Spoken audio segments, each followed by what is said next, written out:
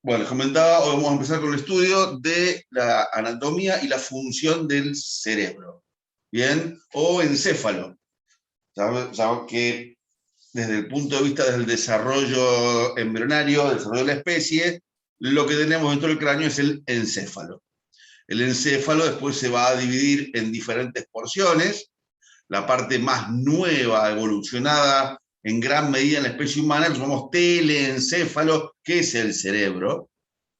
Hay una parte central llamada diencéfalo, que está en la línea media, lo vamos a ver en un ratito, y después se encuentra el mielencéfalo, prosencéfalo, vamos a ver más adelante. La clase que viene, vamos a hacer un impasse entre anatomía y vamos a empezar a ver neurotransmisores. En una clase vamos a ver la manera en que las neuronas funcionan y se comunican entre sí. Hoy va a ser estructural, la clase que viene va a ser más funcional. Y después volvemos al cerebro, a la parte interna. Cuando nosotros tenemos que estudiar las estructuras del sistema nervioso, siempre vamos a seguir un orden. Nos vamos a ordenar porque si no es muy fácil perderse, es muy fácil desubicarnos en el estudio del sistema nervioso. Entonces, la forma que vamos a utilizar para la descripción de los órganos y las estructuras va a ser siempre la misma.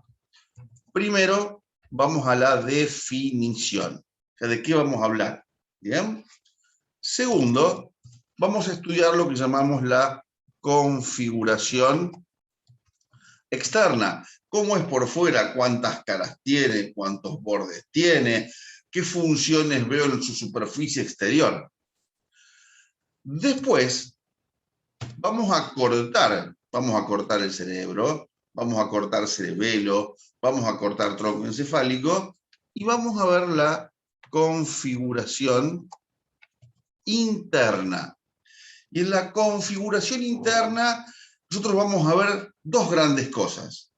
Vamos a ver cómo se dispone la sustancia gris, que sabemos que son cuerpos neuronales o lugares de decisión.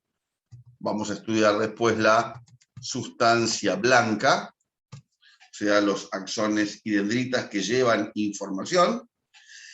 Y en algunos lugares, en cerebro y en tronco encefálico, en la superficie interior se agrega algo más, que vamos a llamar cavidades ventriculares o ventrículos. Son los lugares en donde se filtra y circula el líquido cefalorraquídeo.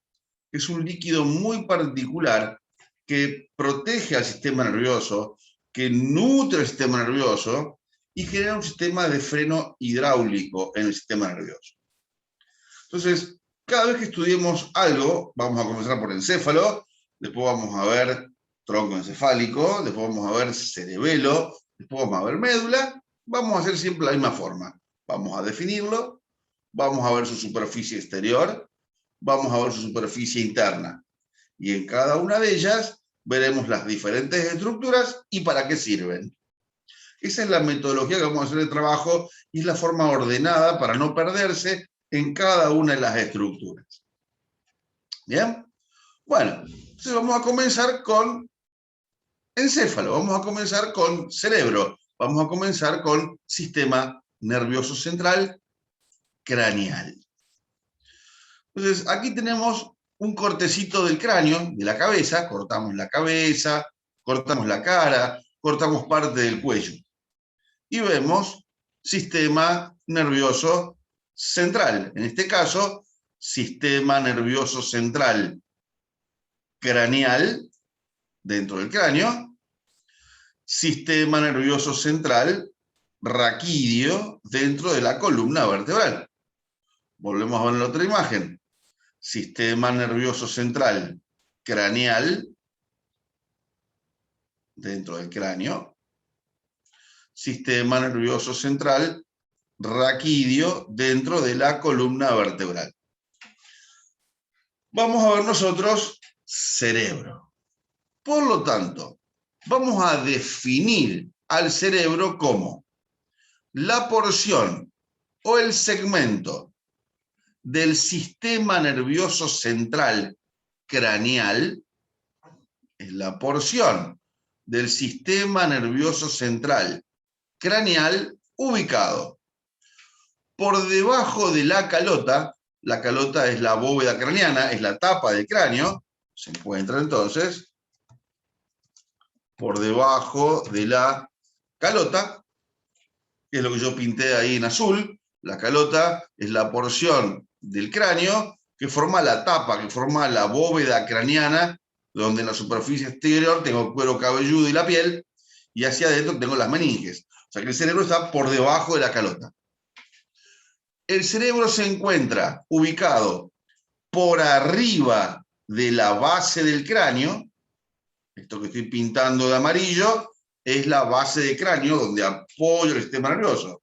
Entonces se encuentra por debajo de la calota, coma, por arriba de la base del cráneo, donde se apoya el cerebro. Por eso es importante, cuando yo hablo de accidentes de tránsito, el casco solo me protege la calota, solo me protege la corteza cerebral. Y cuando hablo de fracturas de base de cráneo, también tengo el cerebro. Entonces estoy por abajo de la calota, por arriba de la base de cráneo, y también me voy a encontrar por arriba del tronco encefálico y por arriba del cerebelo. Entonces también el cerebro está ubicado por arriba del tronco encefálico y por arriba del cerebelo. Eso es lo que llamamos cerebro. Es la porción del sistema nervioso central craneal ubicada entonces por debajo de la calota, por arriba del piso de la base del cráneo, piso anterior y medio de la base del cráneo, y por arriba del tronco encefálico y del cerebelo. Van a ver que después del cerebelo está separado por un repliegue de dura madre, más adelante lo vamos a llamar tienda del cerebro. Bueno, eso es el cerebro, ahí está el cerebro. Lo definimos siempre por su ubicación. Lo definimos por su ubicación. Ahora, cuando yo veo un cerebro, saco la calota, como vemos en esta imagen que yo les voy a mostrar ahora, sacamos la calota, está cubierto por esta meninge que es la dura madre, saco la dura madre, y veo que el cerebro está formado por dos mitades exactamente iguales. Este cerebro está formado por dos mitades, una izquierda y una derecha, que se denominan hemisferios cerebrales, como si fueran los hemisferios norte y el hemisferio sur del planeta Tierra. Bueno, estos hemisferios se llaman hemisferio cerebral. En este caso, hemisferio izquierdo y hemisferio cerebral derecho. Ambos hemisferios, derecho e izquierdo, tienen las mismas cantidades de neuronas, tienen la misma estructura, tienen la misma función, pero controlan la mitad opuesta del cuerpo. El hemisferio izquierdo controla toda la mitad derecha del cuerpo y el hemisferio derecho controla toda la mitad izquierda. ¿Por qué? No se sabe. No sabemos por qué. Nuestro sistema nervioso central, cerebro, tronco encefálico y médula, controla la mitad opuesta del cuerpo. El cerebelo no. La mitad izquierda del cerebelo controla la mitad izquierda del cuerpo, la mitad derecha del cerebelo controla la mitad derecha. Y esto sí sabemos por qué, porque el cerebelo principalmente regula músculos y regula procesos de tipo muscular. En cambio, el cerebro controla todas las funciones. Tiene función sensitiva, sensorial, motora, vegetativa, el aparato psíquico, controla todo, pero en forma opuesta. Entonces, como si fuera una nuez, que tiene las dos mitades de la nuez, que son exactamente iguales, mi cerebro está formado por dos hemisferios cerebrales, derecho e izquierdo, son en espejo.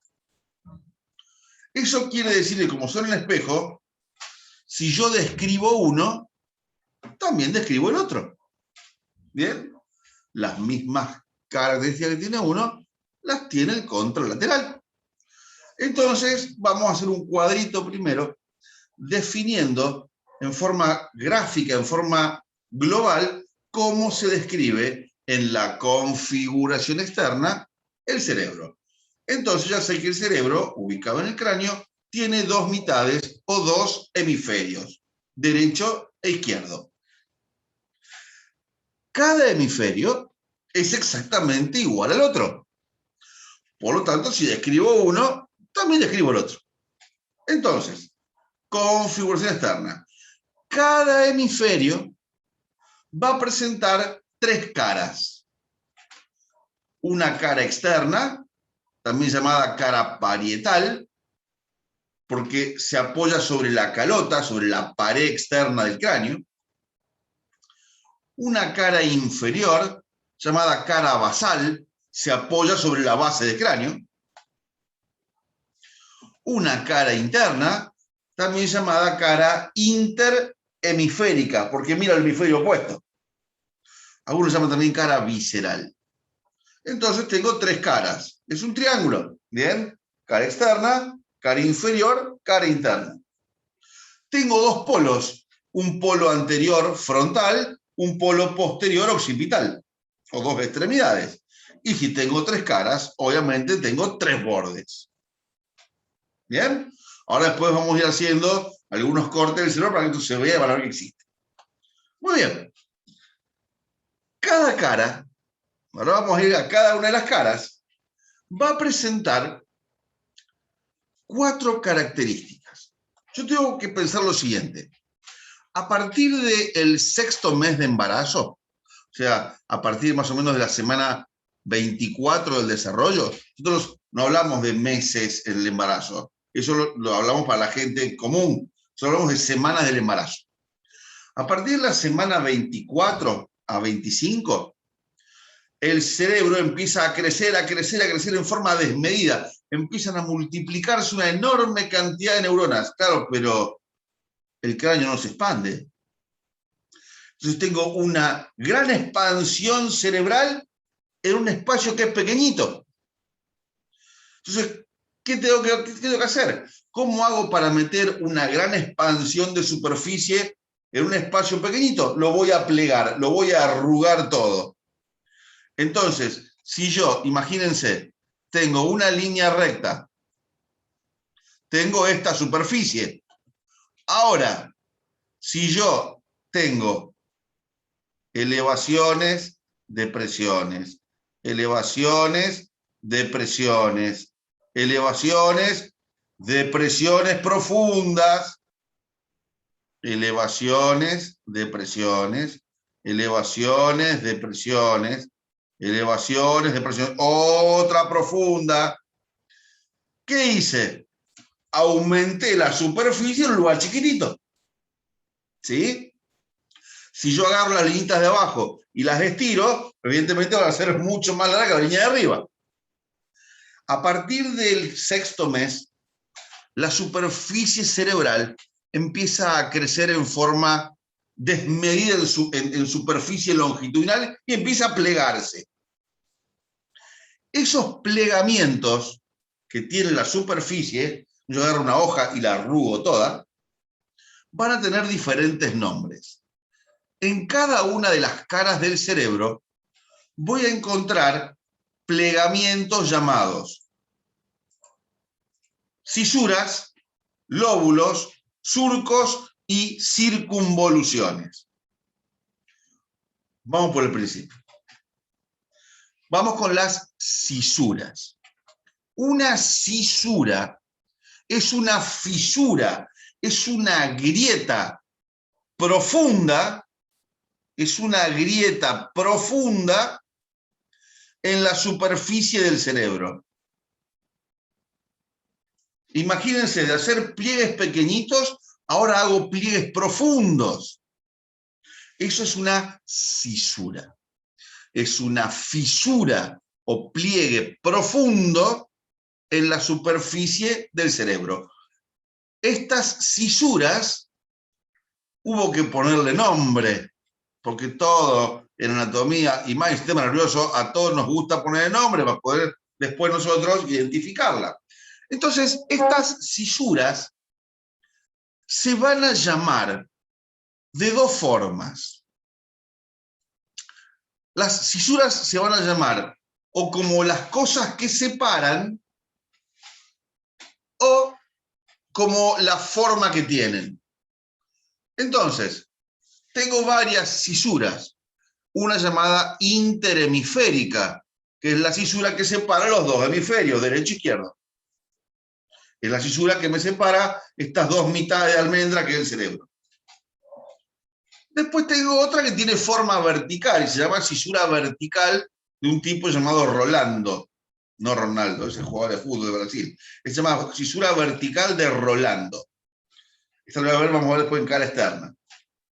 Otra que se llama cisura horizontal, de un tipo llamado Silvio. Silvio lo van a ver también escrito con Y al principio. Cisura entonces, fíjate vos, se llama interhemisférica, separa los dos hemisferios.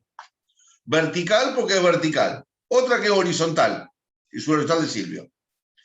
Después hay una que se llama cisura parieto-occipital. Se llama así porque separa lóbulo parietal del lóbulo occipital del cerebro. Otra que se llama cisura calcarina. Se llama calcarina porque el tipo que la descubrió se llamaba Joseph Calcar. De ahí viene calcarina, como que la describió era Joseph Calcar, la pusimos calcarina. Y después tengo la cisura calloso-marginal.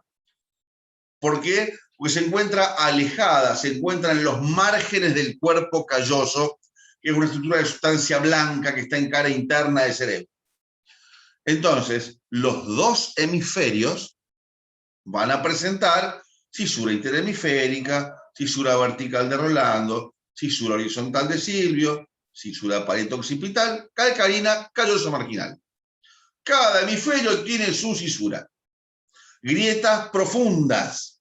¿Bien? Como yo pongo mis dos manitos así, el espacio entre mis dos manos es una cisura, es una grieta profunda. Muy bien. Entre dos cisuras vecinas, entre dos cisuras, o sea, entre cisura y cisura, puedo hacer también acá, entre cisura y cisura, me queda un segmento. Ese segmento se llama lóbulo. Un lóbulo es una porción en las caras periféricas del cerebro ubicada entre dos cisuras. Y los lóbulos también tienen nombres. O se llaman como los huesos a los que están cerca, lóbulo parietal, cerca del hueso parietal. Lóbulo frontal, cerca del hueso frontal. Lóbulo occipital, cerca del hueso occipital. Lóbulo temporal, cerca del hueso temporal. O se llaman como la forma que tienen. Lóbulo de la ínsula. Ínsula quiere decir isla. Está aislado del resto de la corteza. Lóbulo límbico. Limbo quiere decir borde. Ese es el lóbulo emocional por excelencia. Lóbulo de la cuña o cuneiforme porque tiene forma triangular. Lóbulo de la precuña porque está delante de la cuña. No tuvieron muchas ganas de poner nombre. Si está delante, metele precuña, no rompa más. Lóbulo cuadrilátero. Lóbulo cuadrilátero tiene 4 lados. Y después está el lóbulo paracentral. Para Newell no hay lóbulo porque no tienen cerebro leproso. Entonces no hay lóbulo para los de Newell. Es paracentral. Los canales que tenemos lóbulo, tenemos lóbulo paracentral. Para Newell no existe. Bueno, se llama paracentral porque es paralelo a la línea media del cerebro. Por eso es paracentral. ¿Bien? Entonces, entre dos cisuras, entre dos fisuras profundas, me queda un segmento llamado lóbulo. Cada hemisferio cerebral tiene 10 lóbulos. frontal, parietal, occipital, temporal, ínsula, límbico, cuña, precuña, cuadrilátero, paracentral. Hasta ahora son nombres y después ya lo vamos a empezar a ver. Dentro de cada lóbulo, ahora, también voy a encontrar grietas, pero de menor profundidad. Estas grietas de menor profundidad se denominan o se llaman surcos. Como el surco que hace un arado. El surco del arado es un surco de poca profundidad. Es una liñita profunda, de poca profundidad. Eso es un surco. Como el espacio entre mis dedos. Esto es un surco. Ahora, entre dos surcos hay una elevación, que es mi dedo.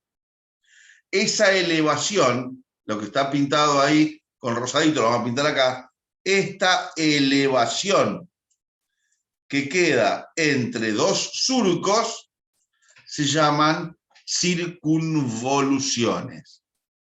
Lo van a encontrar también con el nombre de circunvolución o giro o pliegue.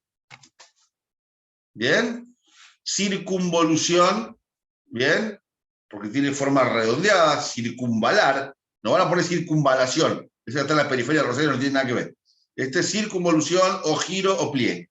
¿Bien? Bueno, ¿y para qué sirve todo esto? Tanto las cisuras, que son los pliegues profundos, los lóbulos, que son los segmentos entre dos cisuras, los surcos, que son las depresiones superficiales, y las circunvoluciones, toda la superficie cerebral, todas sus circunvoluciones, están tapizadas absolutamente, completamente, sin interrupción, por sustancia gris. Ante cualquiera, por sustancia gris. Y la sustancia gris eran los lugares de decisión. Por lo tanto, cuando veamos la superficie externa del cerebro, toda la superficie exterior del cerebro completamente está formado por sustancia gris. Lugares de decisión. ¿Qué quiere decir? Que si tengo una lesión en la corteza cerebral, en cualquier circunvolución de cualquier lóbulo, y lesiono la sustancia gris, es una lesión de tipo irreversible. Cuando se muere el cuerpo neuronal, se muere toda la neurona. Entonces, en la superficie externa del cerebro, en cada una de las caras, en cada uno de los lóbulos, en cada una de las circunvoluciones, vamos a encontrar áreas funcionales conocidas, áreas funcionales desconocidas hasta el momento, pero sabemos que una lesión en la superficie externa siempre es de tipo irreversible. Hasta acá este es el cuadrito primario de la configuración externa. Pero vamos a verlo, porque todo esto existe. Si no, no estaríamos haciendo nada acá. Entonces, fíjense, yo tengo dos hemisferios, exactamente iguales, como si fuera una nuez. Un hemisferio izquierdo, un hemisferio derecho.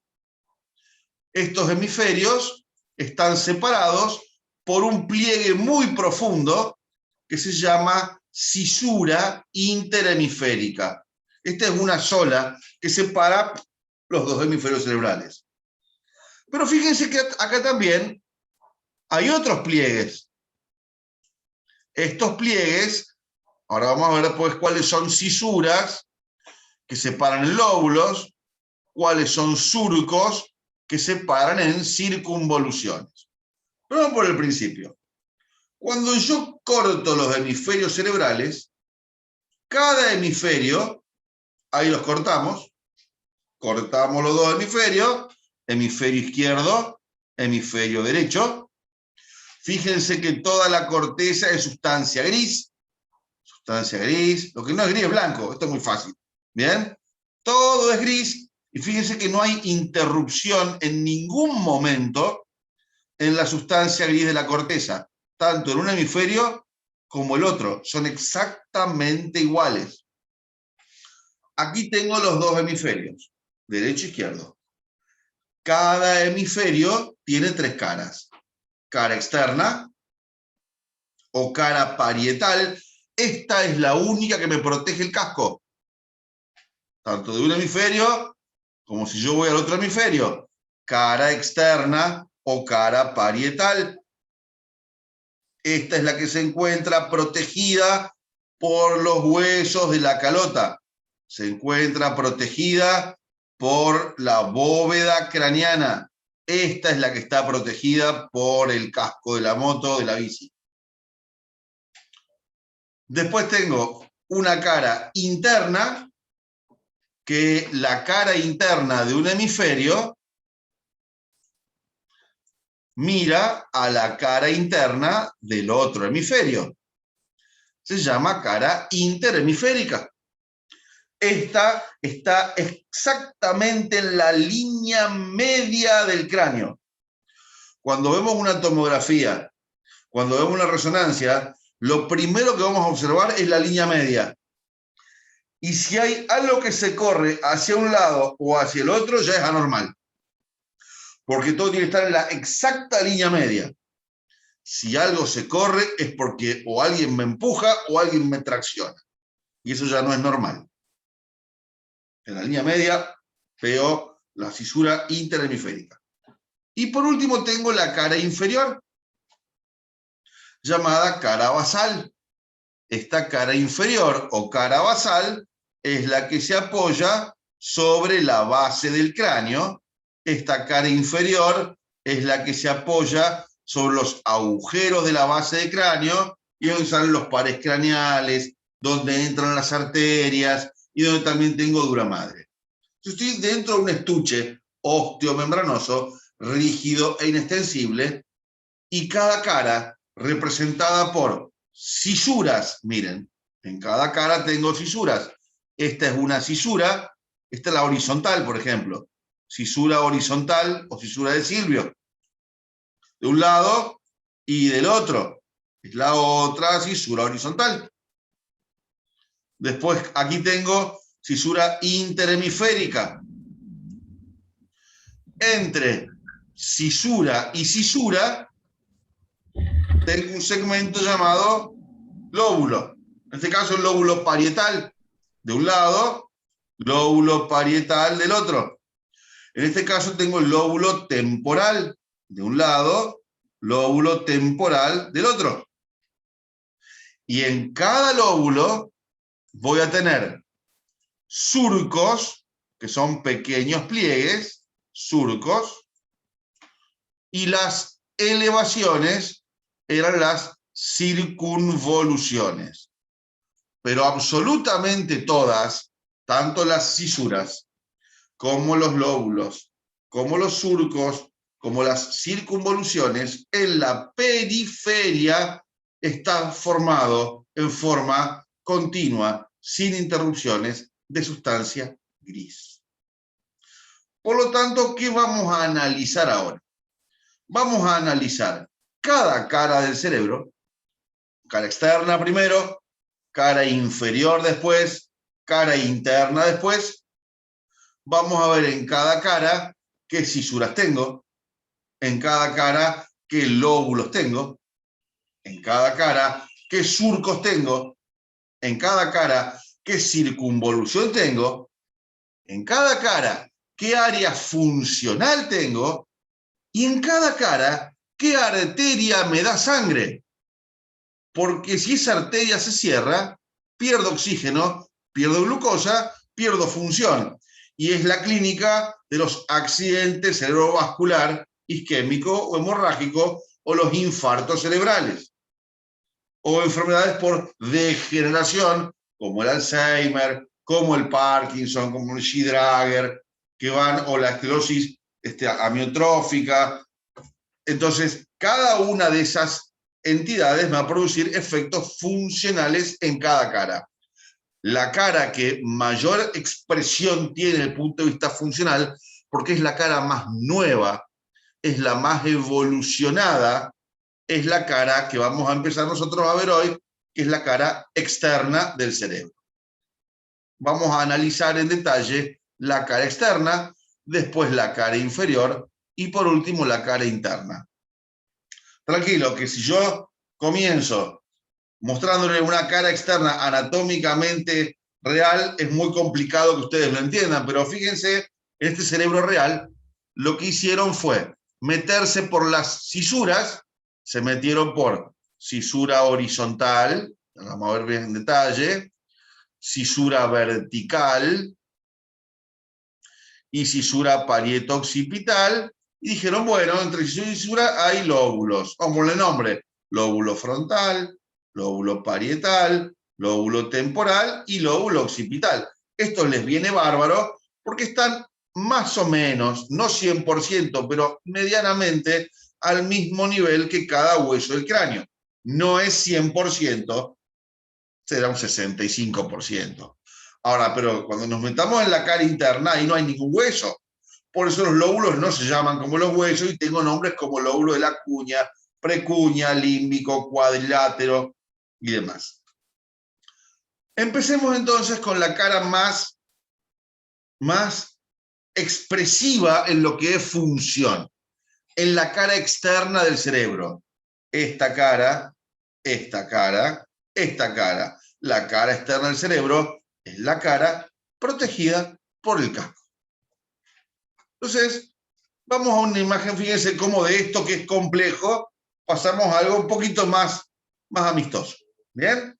Este es un dibujito de la cara externa, lo traje hecho desde casa porque mis dibujos son un desastre, pero vamos a meterle cosas ahí adentro. Quiero que se olviden por ahora de todas las palabras que dicen en la periferia, olvídense que dice el lóbulo parietal, no porque está mal, es el lóbulo parietal, pero vamos a construir nosotros. Esta cara externa del cerebro, vamos a poner nuestros puntos cardinales, para que sepamos que estamos viendo, yo cuando les diga, bueno, este es el hemisferio cerebral derecho, esto es anterior, esto mira hacia adelante, hacia el frontal, esto es superior, mira hacia arriba, obvio, esto es inferior, mira hacia la base del cráneo, y ahí tengo cerebelo, por ejemplo, y tronco encefálico, y aquí atrás tengo posterior. ¿Bien? Así estamos, entonces siempre marcamos en cada dibujo los puntos cardinales para poder ubicarnos si es derecho, si es izquierdo, derecho, o lo que sea. ¿Bien? Bueno, perfecto, fantástico. Vamos a ver ahora cara externa del cerebro. En la cara externa vamos a ver tres surcos, perdón, tres cisuras. Vamos a ver la cara externa, tres cisuras. Las cisuras eran entonces fisuras profundas en la superficie cerebral. Estas cisuras van a ser cisura vertical o cisura de Rolando. Pues sí, pero es media oblicua. Sí, es media oblicua, pero es la única cisura que tiene esta dirección. Entonces, esta cisura la vamos a llamar cisura vertical de un tipo denominado Rolando. Esta cisura se ve muy bien marcada en la cara externa, pero vamos a ver que es muy chiquitita en la cara interna. Todos los datos que yo les doy son importantes. Después vamos a ver una que se ve muy pequeñita acá. Esta cisura, que se ve muy chiquitita en la cara externa, vamos a ver que se ve muy bien en la cara interna, se llama cisura parieto-occipital. Separa lóbulo parietal de occipital, se llama parieto-occipital. Y la última es una cisura que las vamos a ver en las tres caras del cerebro. Esta cisura es la más profunda de todas, es la más larga de todas, y es la única que se ve en las tres caras. esta cisura se llama cisura horizontal de Silvio. Fisura horizontal de Silvio. Y no hay más fisuras en la cara externa del cerebro. Bien, pasemos entonces ahora, si ya hemos ubicado que estamos en cara externa, sabemos que esta cara externa tiene 3 fisuras, entre fisura y fisura quedan lóbulos. Muy bien, vamos a ver los lóbulos que encontramos en cara externa. El lóbulo más desarrollado en el ser humano es el lóbulo frontal. Es un lóbulo que está ubicado por delante de la cisura vertical, por arriba de la cisura horizontal. Por delante de la cisura vertical, por arriba de la cisura horizontal. Muy bien. Por atrás tengo el lóbulo parietal. El lóbulo parietal es un lóbulo ubicado por atrás de la cisura vertical, por delante de la parieta occipital, y se introduce en el medio la cisura de Silvio. Bien, la pliega en el medio. Por debajo de la cisura horizontal tengo el lóbulo temporal. Y obviamente, por atrás tengo el lóbulo occipital. Ahora, por debajo de la cisura parieta occipital está el lóbulo occipital. Por abajo de la cisura de Silvio tengo el lóbulo temporal. Pero no existe en ninguna cara del cerebro, no tiene por qué existir tampoco, no hay ninguna cisura que separe lóbulo temporal de occipital. No hay, no existe. Tampoco tiene que haber, son cosas que les pone el ser humano el nombre. Entonces muchos llaman directamente lóbulo temporo-occipital, todos juntitos. Y aparte tienen los mismos surcos, las mismas circunvoluciones, funcionalmente son diferentes, ¿sí? Pero todos tienen exactamente la misma característica. Lóbulo temporo-occipital. No existe ninguna cisura en ninguna de las 3 caras que separe el lóbulo temporal del lóbulo occipital. Pero hay un lóbulo más en la cara externa del cerebro. Lo que pasa es que no lo voy a ver. Yo les comenté que a partir del 6º mes empieza a haber plegamientos profundos que son cisuras, plegamientos superficiales que son surcos, las elevaciones que son las circunvoluciones. Hay un plegamiento muy, muy, muy profundo que se produce en la cisura de Silvio. Imagínense si yo agarro la cisura de Silvio y agarro 2 forceps y los abro. Abro la cisura de Silvio como si estuviese abriendo una bolsa o abriendo un bolsillo. Bien, ahí está el lóbulo frontal, ahí está el lóbulo parietal, lóbulo temporal. En la profundidad de la cisura de Silvio, sigo en la cara externa del cerebro, no me fui de la cara externa, hay otro lóbulo que se profundizó tanto, se fue tan hacia adentro, se cortó del resto. Digo, yo me voy a la profundidad, me rompa la bola, me voy al fondo y no me joda nadie. Me escondo en la cisura de Silvio. Si me querés ver, me tenés que abrir. De ahí aparezco, hola, ¿cómo te va? Si no, me cierro, como las valvas de una concha. En este país decir esas cosas, está bueno, pero no importa. Bien, ese lóbulo se llama lóbulo de la ínsula. Ínsula porque está aislado de la cara externa. Estoy en la cara externa, pero estoy profundo. Me escondí, me tapé con la cisura de Silvio. Si me querés ver, me vas a ver de afuera, pero tenés que abrir cisura de Silvio. Lóbulo de la ínsula. Todavía dudamos de las funciones de la ínsula. Entonces, digamos, el lóbulo de la ínsula es como ese cajón de que vos ponés todas las boludeces y no sabés dónde ponerlo, ponés adentro. Bueno, la ínsula, el gusto va ahí, bien, el equilibrio va a la ínsula, el sabor va a la ínsula, toda la mierda que no sabemos dónde está, va a la ínsula. Nadie sabe, pero todo el mundo le pone cosas. Ya vamos a llegar después cuando vemos lóbulo límbico, emociones, vamos a ir a la ínsula. Pero quedémonos con la cara externa que sí se ve fácil. Ya tengo las cisuras, las hemos marcado, las volvemos a remarcar para no perderlas. Cisura vertical o cisura de Rolando. Cisura horizontal. Hacerla un poquito mejor. Vamos a marcar horizontal o cisura de Silvio. Cisura parieto-occipital. Ya teníamos los lóbulos, ahora sí pueden mirar. ¿Bien? Ahora sí les dejo mirar lo que ya sé que miraron. Lóbulo frontal, lóbulo parietal, lóbulo temporal, lóbulo occipital. Bueno, cada lóbulo tenía a su vez surcos y circunvoluciones. Vamos a marcar ahora por cada lóbulo los surcos y las circunvoluciones. ¿Para qué? Porque las circunvoluciones me van a decir para qué sirve cada lóbulo. Entonces, el lóbulo frontal es un lóbulo que va a tener 3 surcos, llamado surco frontal superior, surco frontal inferior y otro que se llama surco frontal vertical.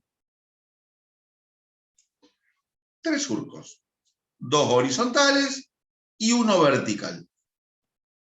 Muy bien. Trabajemos en forma precisa con cada lóbulo en particular para no perder la estructura. Vamos al lóbulo frontal. Si yo tengo 3 surcos, 3 pliegues, 1, 2, 3, hay 4 elevaciones. 1, 2, 3, 4. Si hay 3 surcos, hay 4 circunvoluciones, que se van a llamar como el nombre del lóbulo y como la disposición que tienen. Se van a llamar, por lo tanto, circunvolución frontal superior, circunvolución frontal media, circunvolución frontal inferior, circunvolución frontal vertical.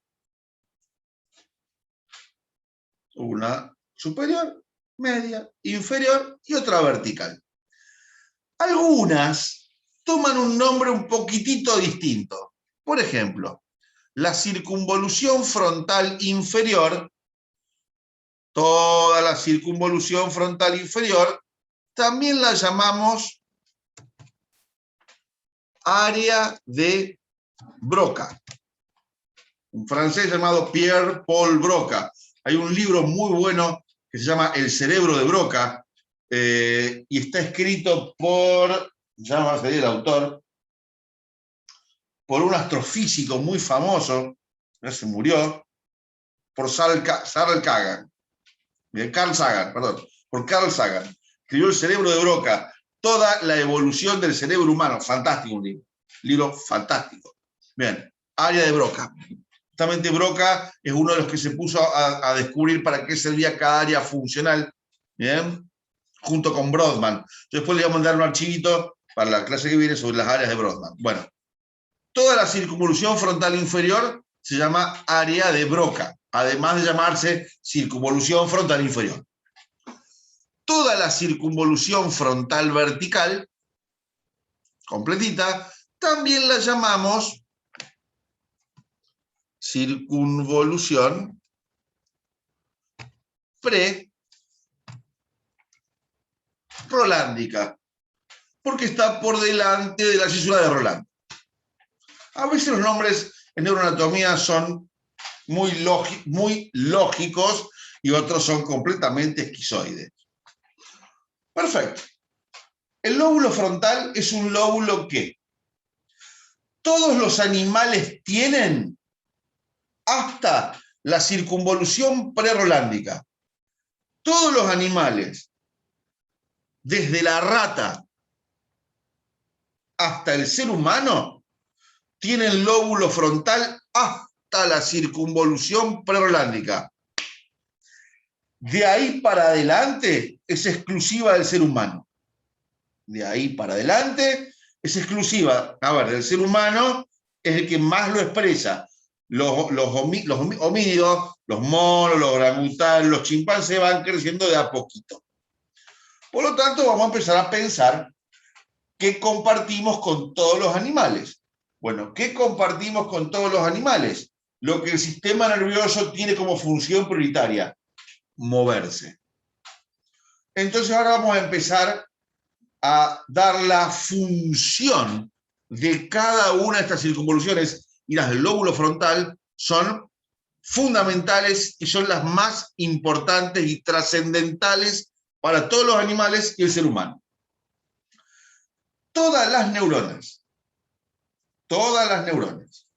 ubicadas en la circunvolución prerolándica, todas las neuronas ubicadas en la corteza frontal vertical, o sea, en el lóbulo frontal, en la circunvolución frontal vertical, en la circunvolución prerolándica, estas neuronas son las neuronas que llamábamos neuronas piramidales gigantes de Betz. Estas son las neuronas que me permiten la activación voluntaria de los músculos estriados esqueléticos. Todas las neuronas que están en esta circunvolución, cuando se activan, me permiten contraer músculos en forma voluntaria. Por lo tanto, la vamos a llamar área motriz piramidal.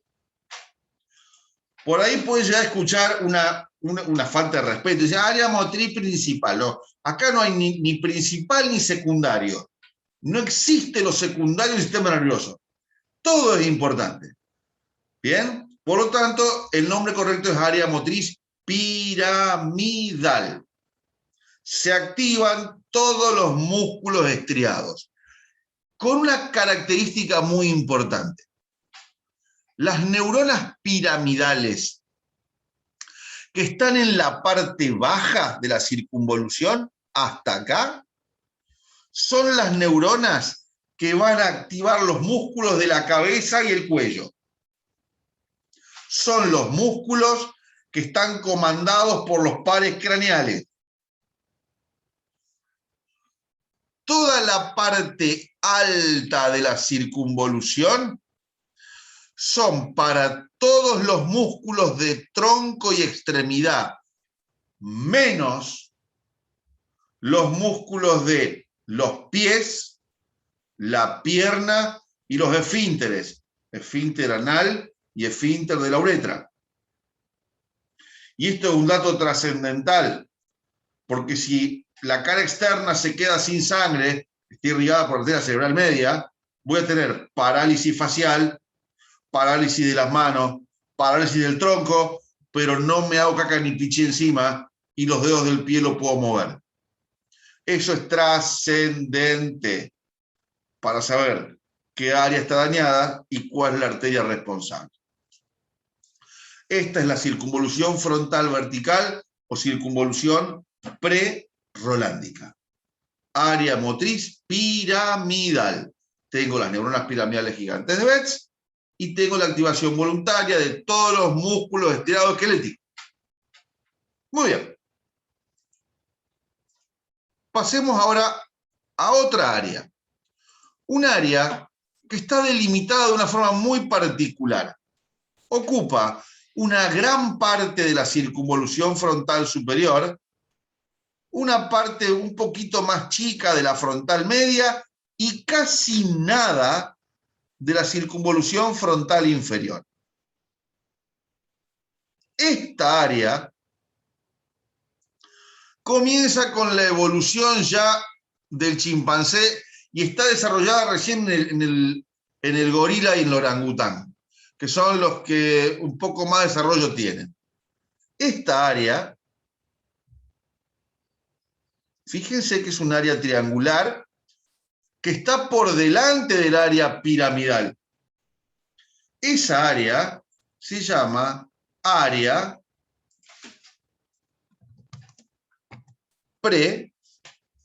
premotora.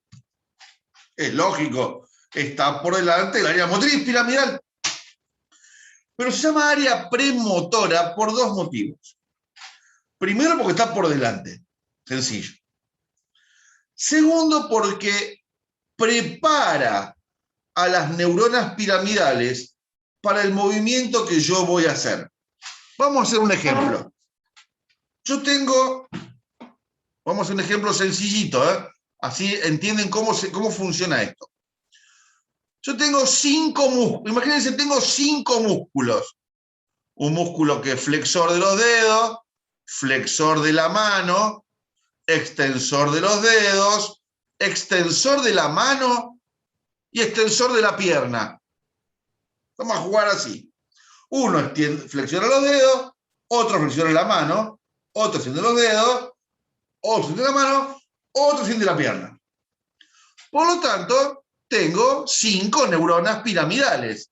Una neurona piramidal para el flexor de los dedos, una neurona piramidal para el flexor de la mano, una neurona piramidal para el extensor de los dedos, una neurona piramidal para el extensor de la mano, una neurona piramidal para el extensor de la pierna.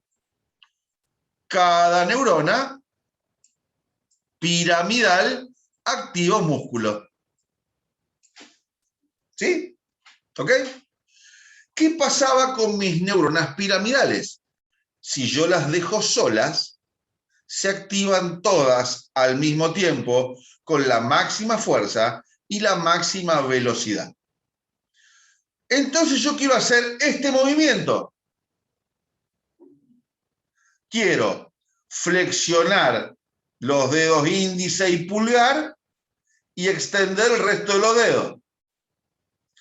El área premotora lo que va a hacer entonces es activar a la neurona flexora de los dedos, activar a la neurona extensora de los dedos, inhibir al resto de la neurona.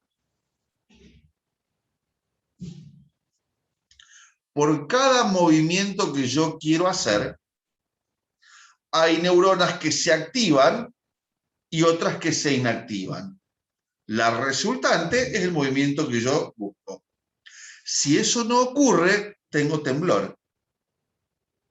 Si eso no ocurre, tengo movimientos muy bruscos. Si eso no ocurre, convulsiono. Tengo convulsiones. El área premotora es el área que le va a enseñar a la neurona piramidal a efectuar un movimiento. Esta es la que me transformó en Homo habilis. Poder coordinar los movimientos para construir objetos y construir cultura. Ahora, fíjense que hasta acá son para músculos de tronco y extremidades. No toca las neuronas comandadas por los pares craneales. Puedo decir, ¿y qué puedo construir con los pares craneales? Ya vamos a ver. Hasta acá, entonces, lóbulo frontal con un área ejecutora que tienen todos los animales que se mueven. Pero cuando la ejecución no es solamente caminar y hay que construir en forma delicada el movimiento, preciso un área premotora que me indique qué músculos, qué neuronas piramidales activar y cuáles no. Cada neurona que active es un músculo que se contrae. Cada neurona que inactive es un músculo que no se contrae. Y así aprendí a escribir, y así aprendí a manejar, y así aprendí con un instrumento. Haciendo una suma algebraica. Estímulo con alguna, inhibición de las otras. Eso se llama sistema extrapiramidal. Ya después lo vamos a estudiar más adelante. Hasta acá estamos con el ABC. Bien. Las neuronas motoras para los pares craneales dicen, che, para mí no hay premotora. Que yo no sé hacer nada. No sirvo para nada. Bueno, aprendé a hacer cosas que no sean movimientos en masa como masticar y tragar, y vas a ver cómo te genera un área motora para vos, un área premotora para vos. El área de Broca, Pierre Paul Broca, es un área que tiene aparte dos surquitos muy chiquititos. Un surquito, lo van a ver ahí, un surquito vertical y un surquito horizontal. Es como yo siempre lo comparo con un dedo plegado. Vos plegás el dedo y tenés dos surquitos en el índice, uno vertical, uno horizontal. O sea que dividía el dedo en tres partes. La circunvolución se divide en tres partes. ¿Cómo se llaman las tres partes? Como todo el mundo, se llama pie, cuerpo y cabeza. El área de Broca es un área que tiene tres partes. Bien, cabeza, cuerpo y pie, como todo el mundo. Bueno, en el pie del área de Broca, después que me transformé en Homo habilis y pude aprender a hacer cosas con mis manos, esa información que yo aprendí, que está muy buena porque me permite construir herramientas para construir hogares, me permite construir armas de caza, armas de arroje, me permite construir una realidad diferente a la natural. Qué bueno que estaría que todo eso que yo aprendí a hacer, ahora lo pueda contar. Y parece ser que no, lo sabemos, en la mujer, y solo en la mujer, aparece un grupo de neuronas que imitando a los pájaros, se dice también que imitando a los delfines, quisiera ver cómo, eso lo pagaría por verlo, pero parece que la mujer que tenía su función en las primeras sociedades era cazador y recolectora, recolectaba frutas, y iban todas juntas a juntar fruta por ahí, y aparte tenían el cuidado de la cría, cuidado de los hijos, había que criar al chico y pasarle información. Entonces empieza con una actividad motriz voluntaria de los músculos comandados por los pares craneales, mueve lengua, mueve labios, mueve paladar, facial, hipogloso mayor, glosofaringio, y con el neumogástrico empieza a darse cuenta que puede, en vez de hacer sonidos guturales, ahora puede articular la palabra. Aparece el área premotora para los pares craneales. En el pie del área de Broca aparece el área que va a generar la explosión evolutiva en la especie humana. Esa área se denomina área motriz del lenguaje. Y ahí empezamos a formar consonantes y vocales. Y cuando esas consonantes y vocales son enviadas al resto del lóbulo frontal, que ¿para qué sirve? Ya dejó de ser un lápiz, y aprendimos que este objeto cilíndrico negro ahora se llama lápiz. Y cuando yo digo lápiz, Javier entiende que quiere decir lápiz. Aparece un lenguaje y una construcción de la realidad con cosas que los dos sabemos que existen, pero no la vemos y sabemos para qué sirven. La explosión evolutiva, transformadora del universo aparece cuando puedo nombrar las cosas. Hay un pasaje en la Biblia que dice, el hombre puso nombre a los animales y en ese momento empezaron a existir como tal. Todo lo que el ser humano nombre existe. Todo lo que el ser humano no ponga nombre no existe. El nombre tiene una capacidad para transformar un objeto estéril en un objeto vivo, un objeto que trasciende más allá de su existencia. El área motriz del lenguaje aparece en la mujer y está mucho más desarrollada en la mujer. Eso no hace falta ser un neurocientífico para darse cuenta. Bien, todo el mundo se da cuenta que eso es así. Bien, y querer un hombre, digamos, competir en su plano evolutivo es muy imposible. Imposible. La simbolización, la pronunciación, la cantidad de palabras, Por eso ahora cuando yo veo que los nuevos que hacen el lenguaje inclusivo destruyen tanto la palabra que el objeto deja de perder identidad y deja de existir. El lenguaje inclusivo destruye el objeto. Bueno, justamente lo deconstruye. ¿Bien? Es muy perverso esto que se está logrando con cambiar las palabras. Porque al cambiar la palabra, cambiar el significado y cambiar el objeto completamente. Y no tiene la misma fuerza, el mismo impacto y la misma respuesta en el otro, el que escucha. Debe ser prohibido cambiar el lenguaje. Crear palabras nuevas, sí, pero cambiarlas ya estructuralmente y neurológicamente evolucionadas es un impacto devastador para el objeto. Bien, hasta acá me transformé ahora en un Homo habilis que puede transformar no solamente con la construcción de objetos, sino ahora con nombrarlos. Y ahora puedo hablar de cosas que todos conocemos, pero no las vemos. Y existen, y empiezan a tomar existencia con solo nombrarlas. Empezamos a tener la capacidad para simbolizar. Y la simbolización es un tipo de memoria reconstructiva. Y ahí aparece la última revolución en la especie humana. Lo último, lo más nuevo, pero es tan nuevo que es lo más frágil.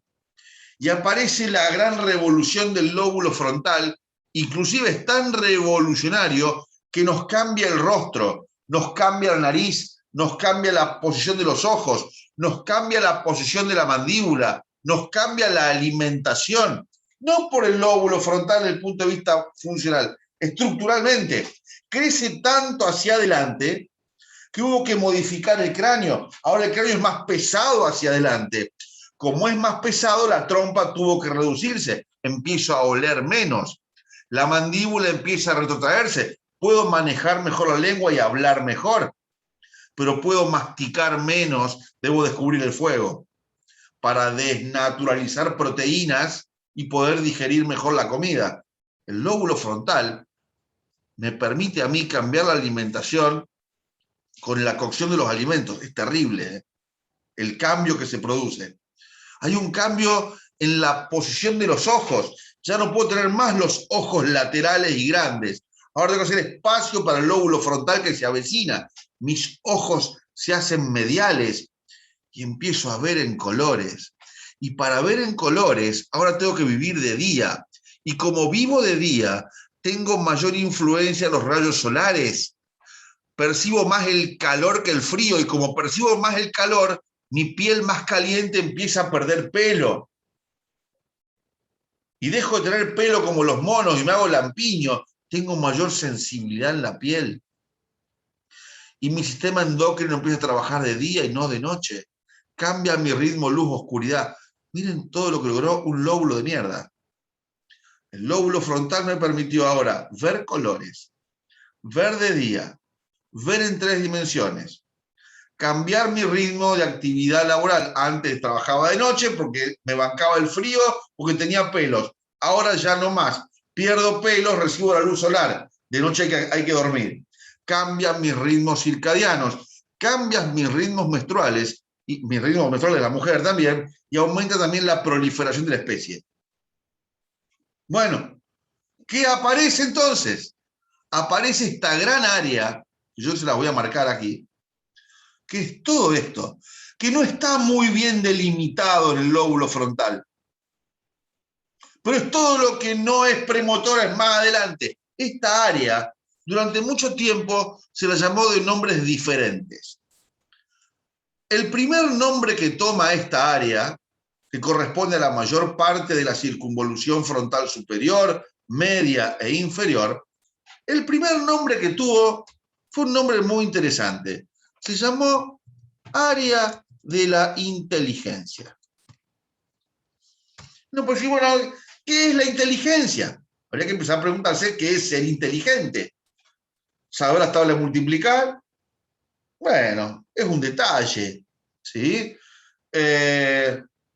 Poder filosofar en forma simbólica es un detalle. Hoy sabemos que la inteligencia es, ante un estímulo, tener una respuesta más rápida, con menor gasto de energía, más coherente y más acorde.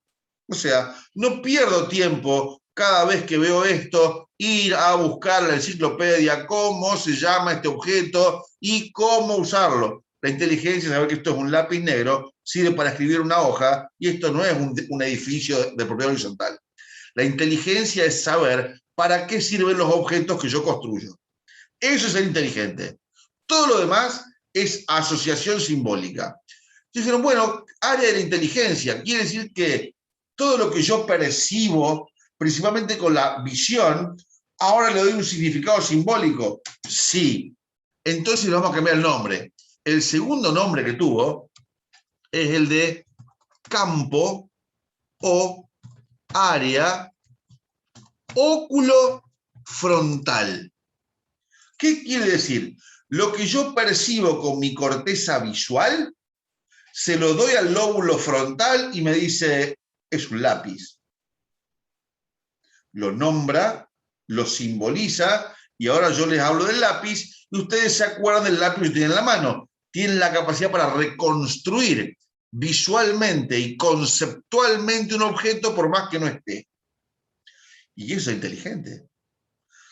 Bueno, está bien, pero no solamente es del área visual, también si yo huelo un estímulo olfatorio, me acuerdo que es carne asada, por más que no la veo.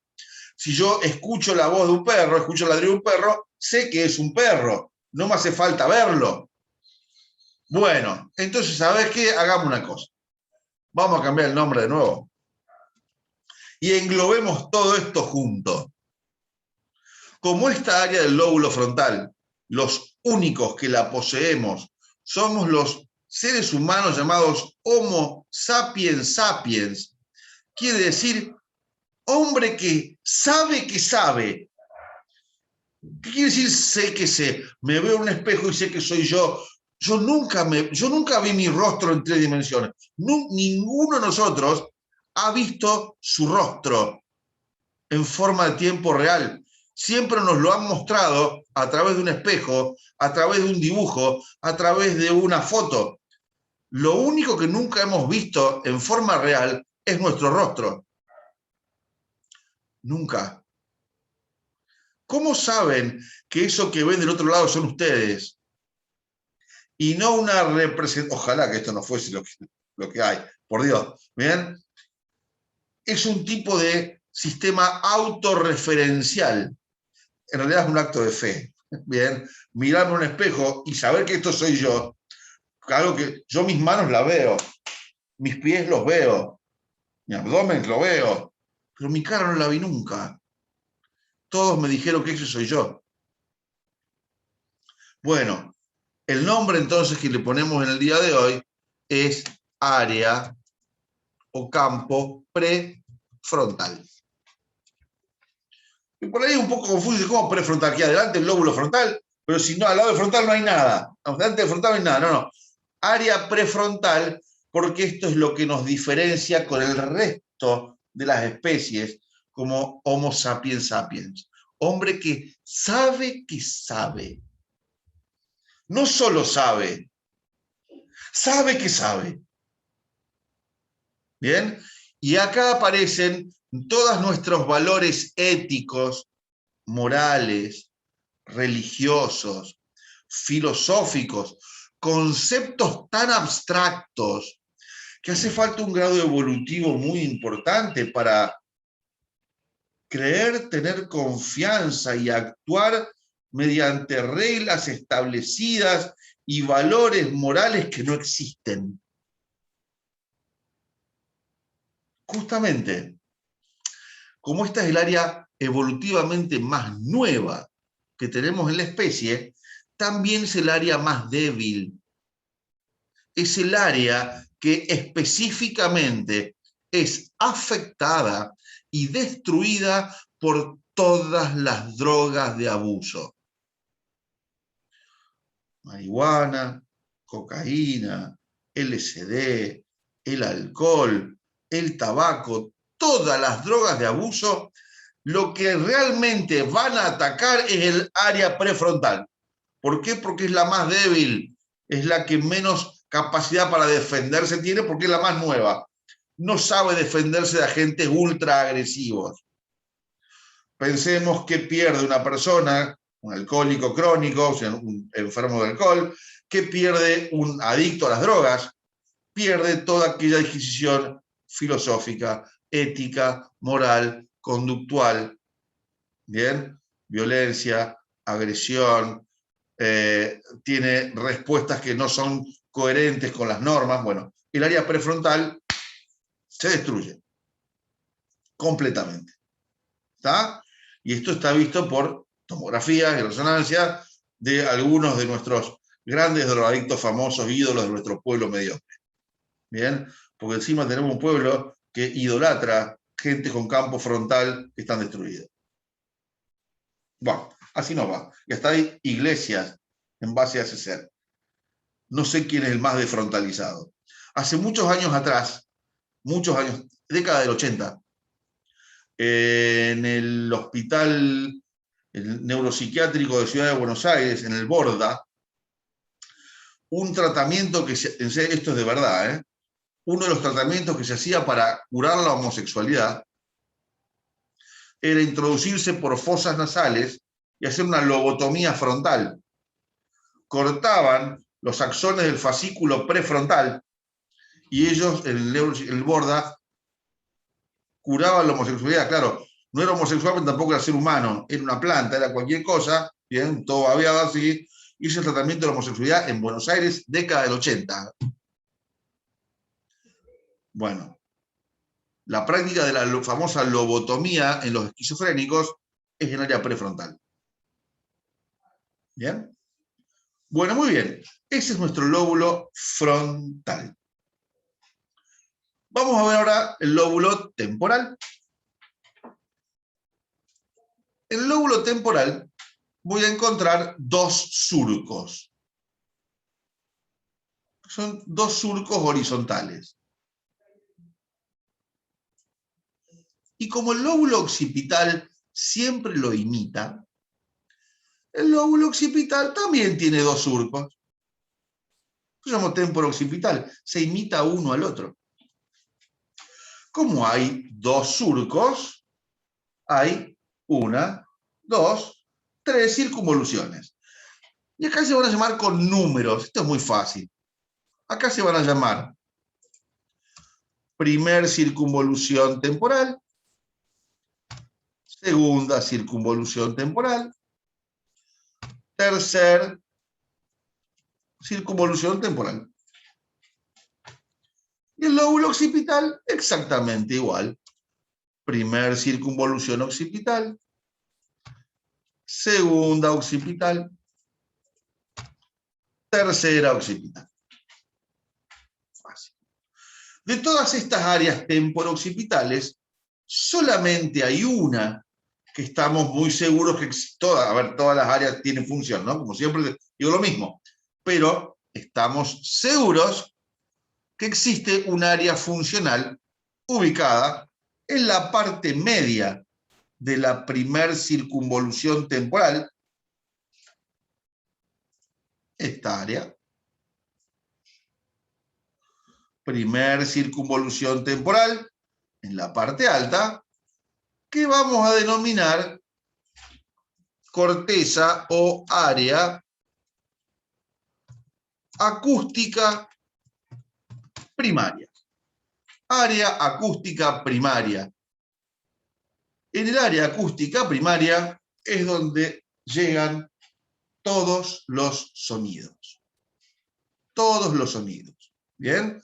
Ya sea sonidos que tengan que ver con transmisión de información que del lóbulo frontal, después me dirá si es simbólica o no, porque cualquiera puede decir que 3 ruidos son 3 ruidos. Ahora, puede ser clave Morse.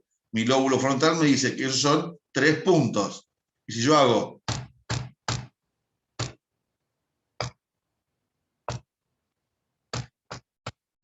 eso simbólicamente es SOS.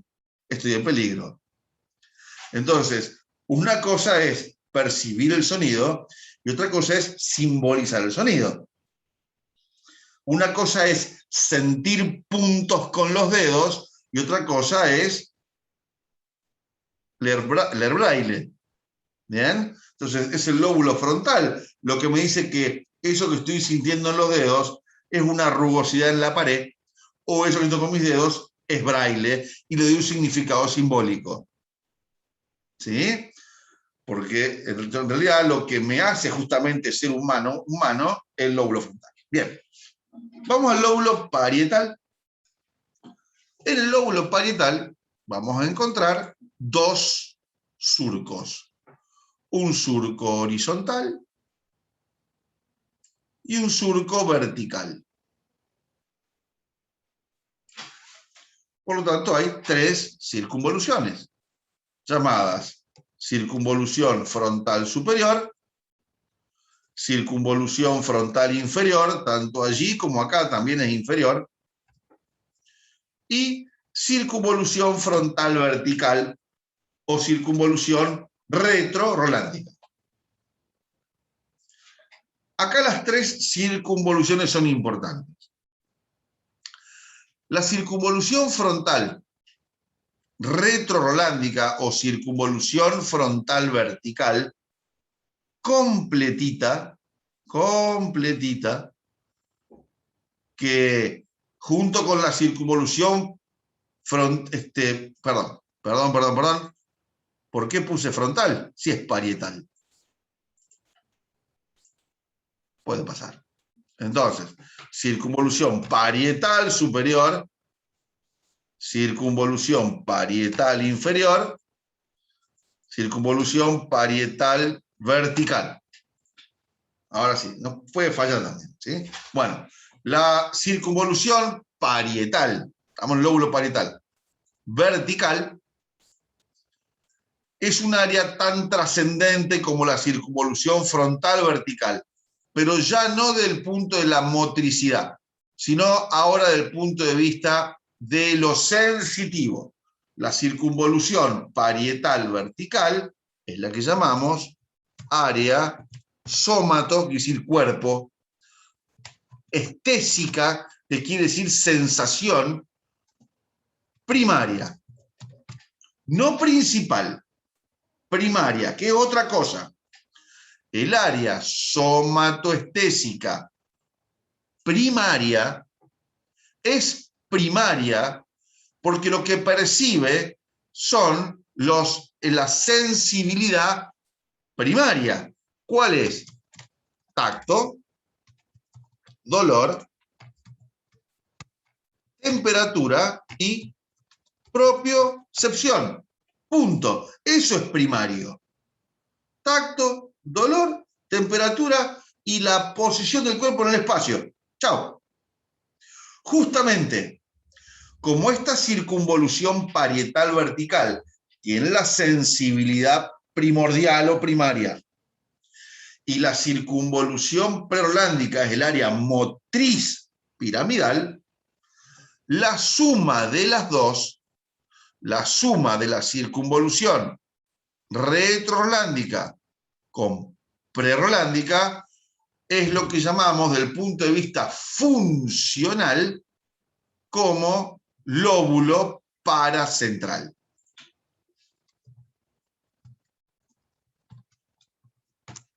El lóbulo paracentral se caracteriza por dos cosas. Primero, son las únicas circunvoluciones verticales en todo el cerebro. Todas las demás son horizontales. Segundo, está ubicada en la línea media, paralelo al centro. Tercero, tienen las funciones motrices y sensitivas primordiales. Mover músculos, sentir tacto, dolor y temperatura. Todo lo demás viene de regalo.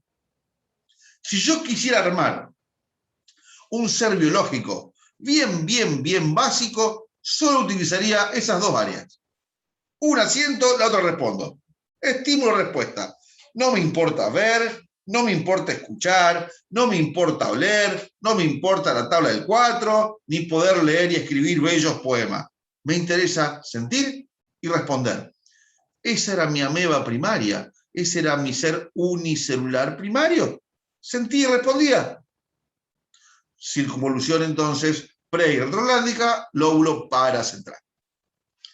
Ahora bien, ahora vamos al lóbulo parietal con, digamos, los juguetes, ¿bien? La circunvolución parietal superior,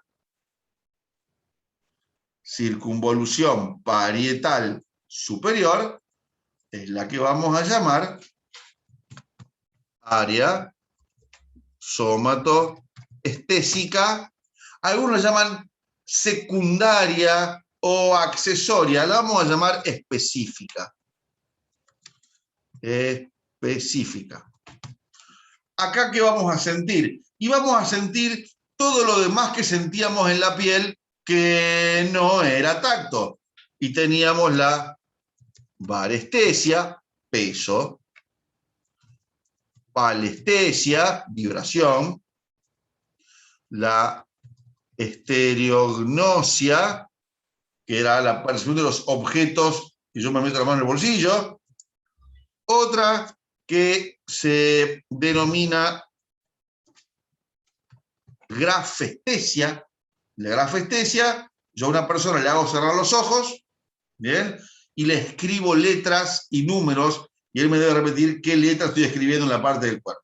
Es un tipo de tacto muy específico, ¿bien? Es decir, si no sabe leer y escribir, no sabe leer, bueno, es un triángulo, un redondo, una cruz. Eso es estereognosia con grafestesia. Esa es la área somatoestésica específica. Y la última área, y lo último que vamos a ver hoy, es la circunvolución parietal inferior, que está asociada directamente con el área motriz del lenguaje. Esta circunvolución parietal inferior, solita, se llama área o circunvolución de Wernicke. Circunvolución de Wernicke. Wernicke, otro de los grandes cerebro investigadores, descubrió que con el área acústica primaria yo escucho cualquier sonido. Ahora, si ese sonido, por más que no entienda el mensaje, viene de la voz humana, que la voz humana nos identifica, ese sonido se interpreta como lenguaje humano del punto de vista acústico en toda esta circunvolución. Circunvolución parietal inferior. La circunvolución parietal inferior es la que llamamos, desde el punto de vista funcional, área acústica del lenguaje. Ya no es el área motriz, esto es acústico. Yo puedo a lo mejor no entender el idioma, ¿bien? Si acá me habla, no sé, por ejemplo, un ruso, yo de ruso entiendo un carajo, pero sé que es una persona que me está hablando. No decodifico el mensaje. Ahora, cuando fuimos a aprender a hablar inglés, a hablar un idioma, nos mostraban un objeto, área visual. ¿Bien? Y en vez de decirnos lápiz, nos decían pencil. Entonces vos mirabas y decís, esto se llama lápiz. Pero ahora decís pencil. Listen and repeat. ¿Bien? Escuchaba, miraba el objeto y transformaba una palabra nueva que al principio no significaba nada, más que poner una P, una E, una E, una C, una I, una L, pencil. La repetición hizo que la próxima vez que yo observara un objeto diga pencil. No es mi lenguaje primario, pero puedo decodificar el mensaje a través de un objeto reconocido. Fíjense que cuando yo quiero aprender un idioma nuevo, o cuando quiero enseñarle a hablar a un chico, lo hago con elementos que él puede percibir y ver en la realidad. Yo a un chico no le enseño a hablar con el péndulo de Foucault, no le enseño a hablar con grandes conceptos metafísicos. No tiene forma de agarrarse nada. Yo al chico le enseño a decir, a ver, repetí, decí, moral. ¿Qué mierda sabe qué es moral? Lo que le digo, papá, tenedor, mesa. El ser humano aprendió a hablar con cosas que conoce, que tiene experiencia, y después le pone nombre. Cuando yo aprendo un idioma, aprendo the pencil is under the table. Ya sé que es una mesa, ya sé que es un lápiz, y sé que es abajo. Vuelvo a ser un niño de 4 años. Entonces, el área acústica del lenguaje es el área que percibe el sonido desde el punto de vista de la voz humana. Si quiere, puede decodificar el mensaje con el campo óculo-frontal, y si quiere lo repite. Y así aprendimos a hablar, viendo, escuchando, repitiendo, desde el punto de vista motor, porque somos seres motores. Si yo tuviese una persona con un trastorno en el área motriz del lenguaje, escucha, entiende, pero no habla, es mudo. Si tengo una persona con una lesión en el área acústica primaria, no escucha absolutamente nada, es sordo. ¿Puede hablar? Claro que puede hablar, porque su área motriz del lenguaje está indemne, y son los sordos que hablan por fonética. ¿Bien? No antiguamente eran sordo-mudo, porque nunca se enseñó a hablar por vibraciones vocales. Yo puedo comprender cada palabra por la vibración y la propiocepción. Y es el sordo que habla. Si tengo una lesión acá, ¿puedo escuchar? Sí. Cuando me hablan, ¿escuchás? No. Sí, me está cagando. Escuchó la frenada, escuchó la sirena del auto, pero no me escuchó a mí. Tienes una sordera selectiva para el lenguaje. Y es el tipo que escucha, pero no te entiende nada. Entonces yo ahí voy a empezar a entender cómo es este mecanismo del aprendizaje, el mecanismo del habla, el mecanismo de la acústica y de la audición. Todo esto en cara externa del cerebro. La cara más evolucionada, más nueva y con las funciones más específicas. Bueno, hasta acá vamos a ver el día de la fecha. Ya demasiada data. Clase que viene, encuentro que viene. Por un lado vamos a terminar la configuración externa del cerebro. Vamos a ver cara inferior, vamos a ver cara interna. Después vamos a ver neurotransmisores, porque ya es importante que empecemos a buscar la función del punto de vista eléctrico. ¿Qué son los neurotransmisores? ¿Para qué sirven? ¿Y qué función tiene cada uno de ellos? ¿Y cómo lo vamos poniendo dentro del cerebro? Así que bueno, yo en un ratito les mando el cuestionario del día de la fecha y les voy a pasar el link de la clase de hoy para que la vean en YouTube. Vayan respondiendo los cuestionarios y vayan enviándomelos, ¿sí? Que tengan una muy buena semana, que tengan un lindo fin de semana largo y nos vemos la clase que viene. Un abrazo grande.